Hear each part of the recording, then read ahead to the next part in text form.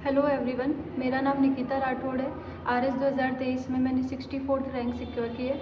आज मैं healthy competition platform के थ्रू अपनी जर्नी और प्रिपरेशन स्ट्रेटजी आप सभी के साथ शेयर करूंगी। फैमिली बैकग्राउंड की बात करें तो मेरे पापा एडवोकेट है और मदर हाउसवाइफ है। हम 3 बहन भाई है।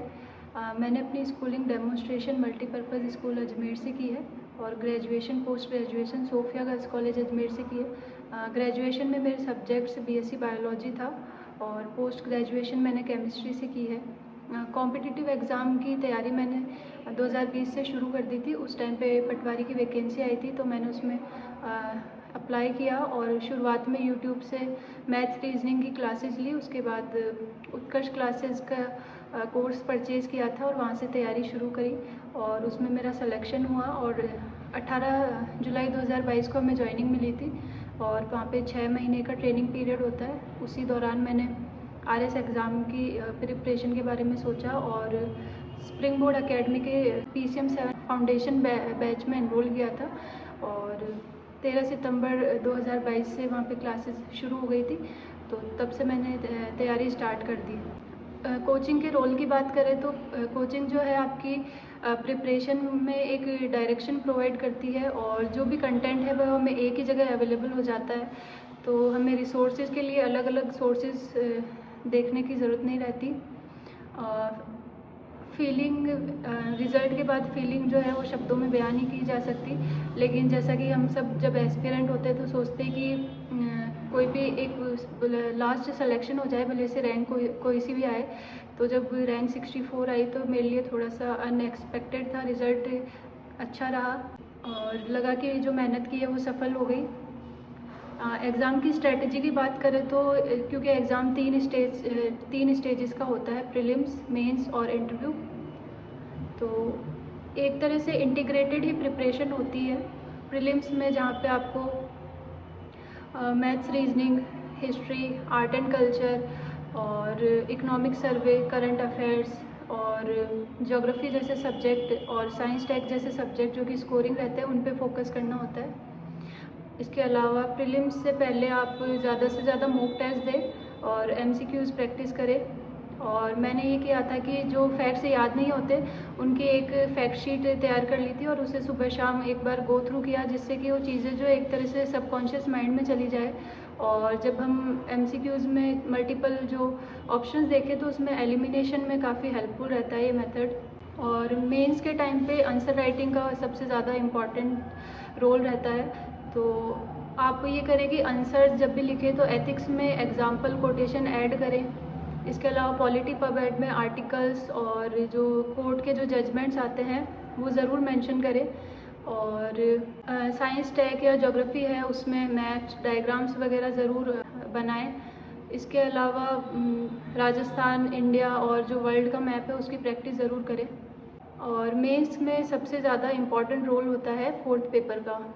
तो फोर्थ पेपर में हिंदी में मैंने राघव प्रकाश और दिशा पब्लिकेशन की PYQs की एक बुक आती है वो, और जो 9th से 12th की हिंदी व्याकरण और रचना प्रबोध जो बुक चलती है वहाँ से हिंदी ग्रामर तैयार की थी।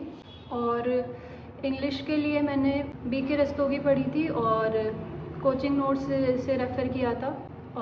कंपोजिशन के लिए आप जो है एडिटोरियल्स पढ़ें, जिससे कि जो भी करंट के इश्यूज़ है उस पर आपकी पकड़ बनेगी और कंटेंट की कमी नहीं रहेगी लिखने के लिए। इसके अलावा उससे थॉट प्रोसेस भी डेवलप होती है। एंड जो तीसरी स्टेज होती है एग्ज़ाम की वो है इंटरव्यू।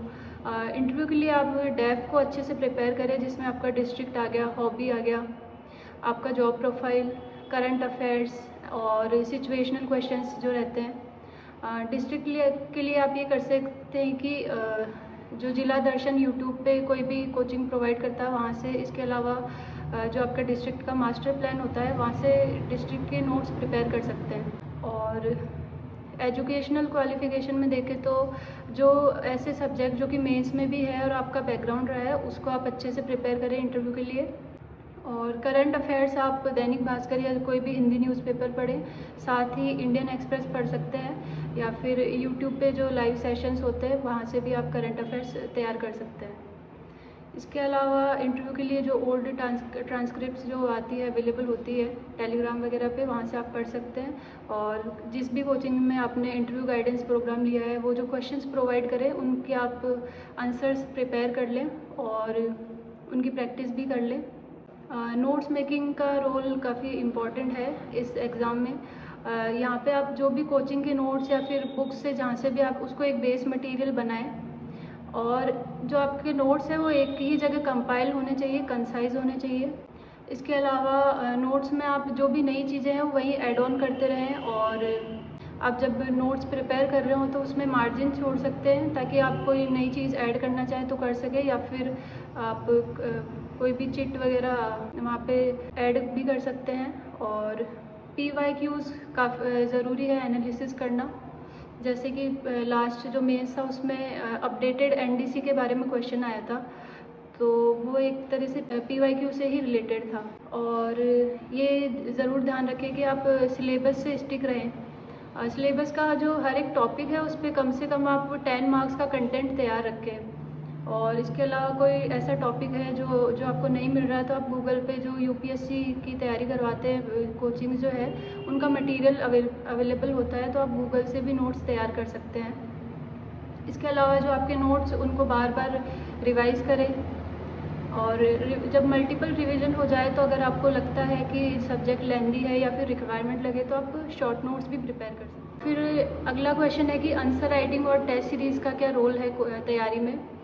तो आंसर राइटिंग हमें हेल्प करती है कि जो हमने पढ़ा है वो हम अच्छे से डिलीवर कर पा रहे हैं या नहीं, और टेस्ट सीरीज़ से हमें जो हमारी कमियां हैं, हमारी स्ट्रेंथ का पता लगता है, और टाइम मैनेजमेंट कैसे करना है वो टेस्ट सीरीज़ से ही हम कर सकते हैं। और टेस्ट सीरीज़ में जो भी नए फैक्ट्स वगैरह मिलते हैं हमें वो ज़रूर आप ऐड करें अपने नोट्स में।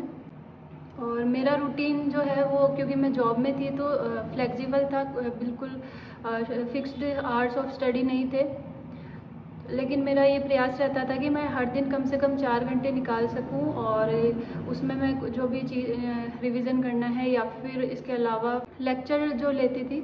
और वीकेंड पे मेरा ये होता था कि मैं ज़्यादा से ज़्यादा जो कंटेंट है उसको रिवाइज कर सकूं। इसके अलावा आंसर राइटिंग वगैरह मैं वीकेंड्स पे करती थी। इस एग्ज़ाम में मेरा एक्सपीरियंस की बात करें तो मेरा इसमें फ़र्स्ट ही अटैम्प्ट था, और मेरा ये मानना है कि कितने घंटे आप पढ़ाई करते हैं मैटर नहीं करता, इसके बजाय ये मैटर करता है कि आप कितने इफ़ेक्टिवली पढ़ाई कर रहे हैं। और नॉलेज से ज़्यादा ये जो एग्ज़ाम है ये आपकी धैर्य की परीक्षा है, तो आप पेशेंस बनाए रखें और स्ट्रेस और टाइम मैनेज करें। सोर्स ऑफ मोटिवेशन मेरे लिए यही था कि मैं जिस पोजीशन पे उससे बेहतर कर पाऊँ। और हमेशा मोटिवेटेड कोई नहीं रह सकता क्योंकि ये एग्ज़ाम लंबा प्रोसेस होता है, लगभग 2-3 साल लग जाते हैं, तो आप डिसिप्लिन बनाए रखें। डिसिप्लिन जो है वो आपको in the long run lead करेगा।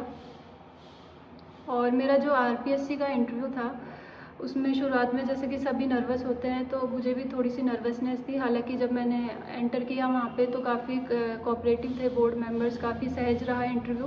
ज़्यादातर क्वेश्चन मुझसे मेरी जॉब प्रोफाइल से रिलेटेड और डिस्ट्रिक्ट और हॉबी से रिलेटेड क्वेश्चंस नहीं थे।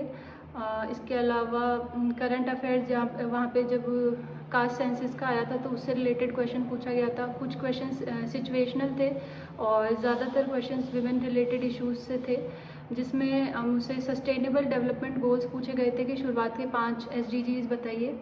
उसके बाद मैम ने कहा कि 5th जो है जेंडर इक्वेलिटी है, तो उसको आप इलेबोरेट करें। और इंटरव्यू में ये है कि आप जैसे हैं वैसे ही बने रहें, अपनी पर्सनैलिटी फेक ना करें।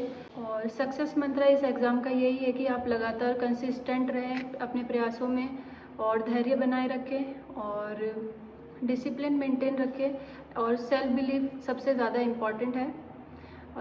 इसी के साथ मैं सभी एस्पिरेंट्स को हार्दिक शुभकामनाएं देना चाहूँगी और हेल्दी कंपटीशन प्लेटफॉर्म का बहुत बहुत आभार कि उन्होंने मुझे अपना एक्सपीरियंस शेयर करने के लिए प्लेटफॉर्म प्रोवाइड कराया। Thank you so much.